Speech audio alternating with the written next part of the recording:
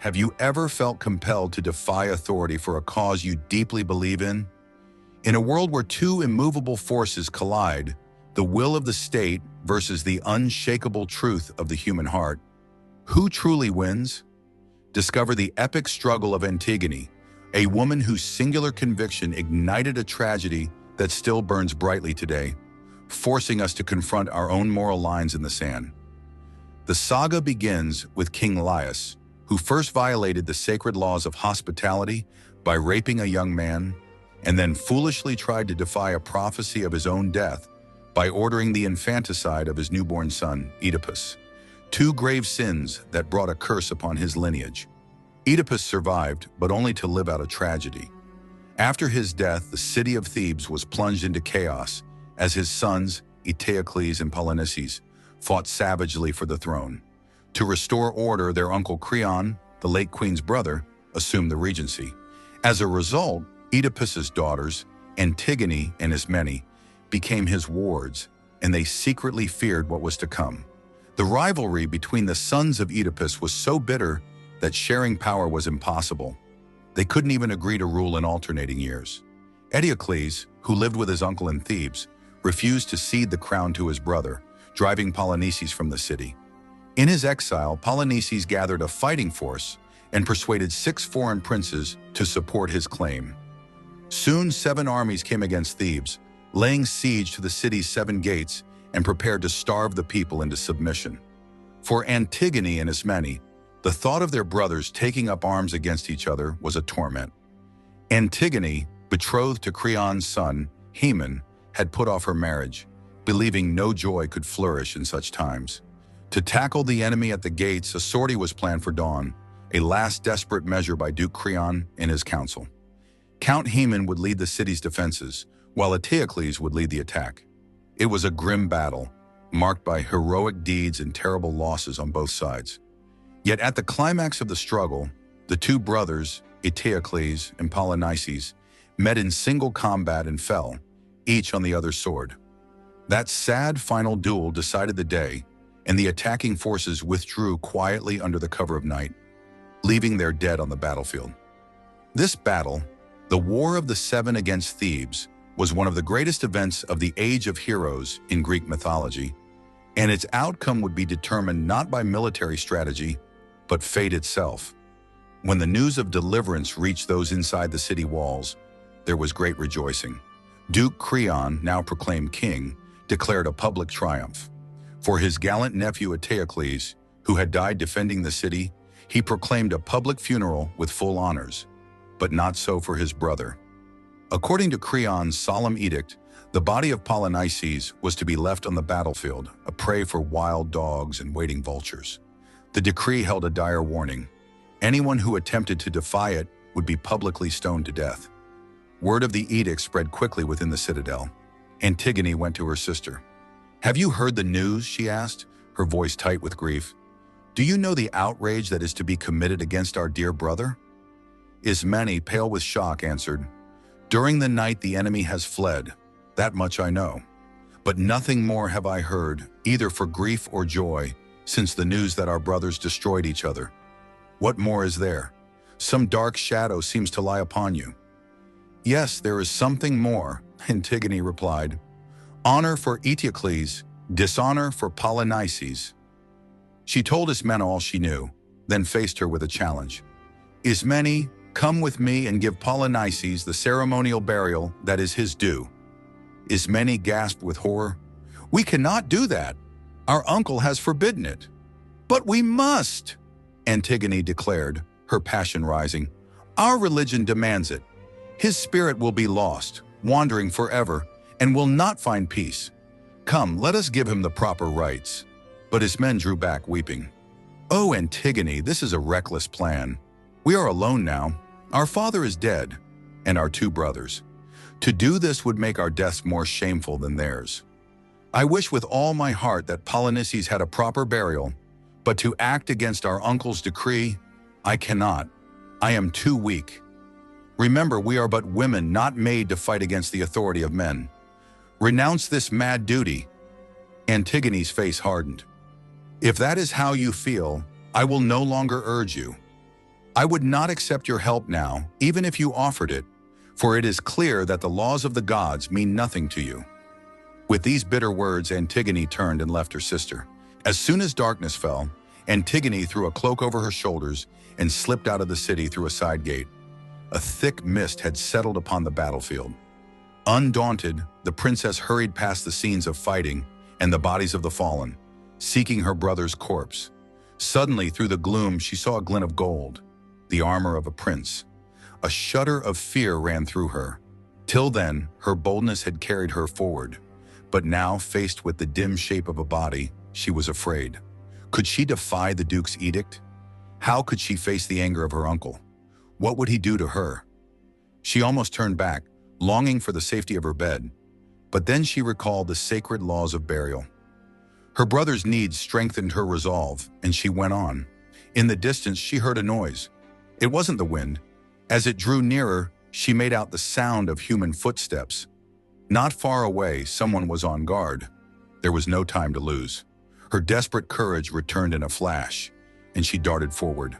There before her lay the body of Polynices. Kneeling, Antigone kissed his face.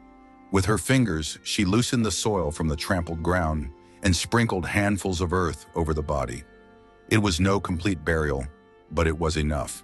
The sacred soil, in the eyes of the gods, was a symbolic act of defiance that fulfilled the necessary rites. Her brother's spirit would now be set free. "Halt! Who goes there?" a rough voice boomed. Antigone scrambled to her feet as the guard's hand fell upon her shoulder. "A girl!" the soldier exclaimed, "and all alone." He saw the sprinkled earth on the body of Polynices, and his grip tightened. "You've broken the law. You must come with me." Meanwhile, back in the citadel, King Creon was in council with his senators. The city was saved, and he was confident. "My power is secure," he asserted. "No man dare go against my orders." "Do not be too sure, sire," said the oldest counselor. "Men are resourceful, and there is nothing they will not do." Just then, the doors to the council chamber burst open, and the nervous guard stood there with his captive. Creon demanded, "What is the meaning of this intrusion?" "Begging your pardon, your grace," the guard stammered. "It's the body. It's been buried." "Well, sprinkled, that is." "Uncover your face," Creon commanded the prisoner. Antigone threw back her cloak. A gasp of horror rose from the assembled men. "Antigone!" Creon cried. "You?" "Yes," she answered with proud dignity. "I did it. You dared to disobey my orders?" "I had no choice," she cried, her voice ringing with sudden passion. The old counselor shuffled backwards a pace or two, awed by her courage. "No decrees issued by you, a mere man, can override the eternal law of the gods. What drove me is strong and inescapable. My duty to the dead. The laws of heaven are not like the laws of men, proclaimed yesterday and forgotten tomorrow. They are eternal." She paused, her voice softening slightly. "Of course, uncle, I fear your anger, but I am not afraid to die. What I did, I had to do." "That is enough," Creon said sternly, his authority recovered. "You have been convicted of a crime. You cannot glorify it as a virtue." "Then, uncle," Antigone said, "will you condemn me to die?" "That I will," answered Creon, "no more and no less. You shall be sealed in a vault and there left until you are released by death." Creon's anger now boiled over. Fearing that both sisters had defied him, he ordered his guards to bring Princess Ismene here. If I know human nature, she was her sister's accomplice. Ismene was soon brought before Creon. "Were you a part of this plot, you snake in the grass?" he snarled. "I was," Ismene said gently, "so long as Antigone says so." "But you weren't," Antigone cried, her voice full of fierce love. "You chose life." "Ismene is innocent." "But I cannot live without my sister," Ismene pleaded, "and Antigone is Haemon's promised bride. How can you condemn her to this death?" "Don't say my sister," Creon replied, "for you have no sister, and Haemon can soon find another bride." Turning to his guards, he ordered, "Let Princess Ismene go. As for the other, she shall die. Take her away and guard her well. Let none come near her." With a final defiant curtsy, Princess Antigone was led away. The old counselors were quick to surround Creon, full of questions and advice. The elderly leader spoke first. "My lord, you cannot mean to put the princess to death?" "So runs my edict," Creon insisted. "She shall surely die." The argument went back and forth. One side argued that to spare her would be an end to law and order. The other warned that if the king condemned her for her pious duty, the gods would punish him and the entire city. Out of patience, Creon ordered everyone to leave him. Then his son Haman rushed in. He had come to plead for Antigone's life before it was too late. "Father," he pleaded, "if you kill Antigone, you must kill me too. I love her, and I cannot be parted from her." "You fool," Creon exclaimed. "You are young, and there are many things you do not understand. The city and its laws must come before all personal desires." "But this law of yours is not justice," his son countered. "It is despotism." The argument grew bitter, and father and son stood as strangers to one another. At last, Haman flushed with anger and said, "Your friends may tolerate your madness. I cannot endure it. You'll see my face no more." "Get out," Creon spluttered. "Get out, you insolent fool." As soon as he was alone, Creon called his men-at-arms and ordered them to carry out the sentence. "Take her away at once," he commanded, "and wall her up in the hillside cave as I have decreed." As Antigone was led to her living death, those who saw her could not hold back their tears. Soon the king had another visitor. Led by a young lad and followed by the members of the council, came the blind prophet Tiresias. "What is this?" said Creon. "Why are you here, Tiresias?" "I will explain, and you will do well to listen," answered the seer, "for you tread the razor's edge. You stand in great peril, for your deeds have angered the gods." But Creon mocked the blind prophet and insulted him. With dignity, the old man reproached the king for his violent words and lack of understanding. Then, feeling for his young companion's shoulder, he said, "Boy, lead me home again." At the door he paused and raised his hand.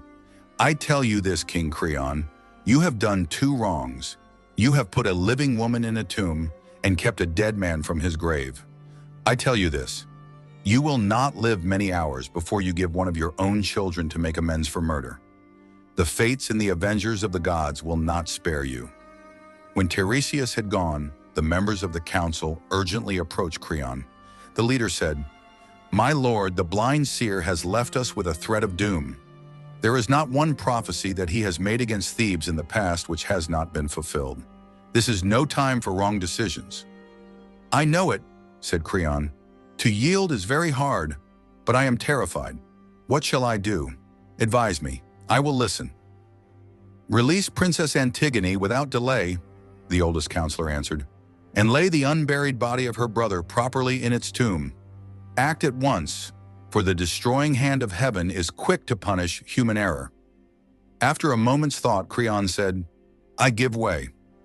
So Creon called aloud to the guards, "Away at once up to the hills, take your implements and set free the Princess Antigone." Then he ordered others to fetch the body of Polynices and to give it holy washing before committing it to the funeral fire. Creon, accompanied by some soldiers, set out for Antigone's cavern prison. They climbed up, and coming near the cave, heard Haman's voice raised in bitter lamentation. Creon groaned aloud in anguish. "That is my son's voice," he said. "Hurry, men, race on ahead of me to the cave and find out if Haman is in truth there." It was too late. Antigone was dead. At the far end of the cave, she hung from a rope made from her garments. Count Haman embraced her lifeless body, loudly lamenting her loss and cursing his father. Creon sprang towards him. "What is this madness?" he cried. "Come out, my son. Come out, I implore you." Anger blazed in Haman's eyes. He glared at his father and spat in his face. Then he drew his double-hilted sword, turned it against himself, and drove it halfway through his body. He cast the weapon aside and with his last strength clasped the body of Antigone, his lifeblood staining her gown, and so died. Then bitterly did Creon repent of his arrogance and pride. Gathering the body of his son into his arms, he slowly made his way down the hillside. As the mournful group re-entered the palace, a messenger ran to Creon. "My lord, you clasp a burden of sorrow in your arms. Now within your house, a second tragedy awaits you. The queen, true mother of her son, is dead. In grief, she drove a blade within her heart. Creon prayed for death, but the wise old leader of his council said, "Pray no more. From suffering that has been decreed, no man will ever find escape." Then King Creon cried, "My rash blindness has killed both my wife and son. Friends, take me away, far from the sight of men. On me has fallen a doom greater than I can bear." Thus was the sin of Laius expiated by his family, and his line was no more. And thus was the despotism of Creon punished, and the prophecy of the blind Tiresias fulfilled. The timeless struggle of Antigone and Creon offers us not just a story but a mirror for our own lives. Know your true north. Antigone followed a law beyond the king's decree, a truth of the soul. We too must know and name our core values, writing them down if we must, and then live by them. When the storms of life test us, those values become our compass, steadying us against fear and authority alike. Pride blocks the flow of life. Creon's downfall was not destiny, but pride, the refusal to listen, to soften, to yield. Life asks for humility. To admit when we're wrong, to hear voices not our own, this is strength. Pride isolates, but humility keeps us in the flow of life. Every choice creates ripples.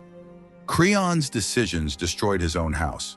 Nothing we do exists in isolation. Each action, each silence, sets ripples in motion that touch those we love and those who come after us. To live awake is to act with awareness of these unseen chains of cause and effect. Courage to stand for truth. Antigone teaches that courage is not the absence of fear. It is moving with the fear, carrying it as you act.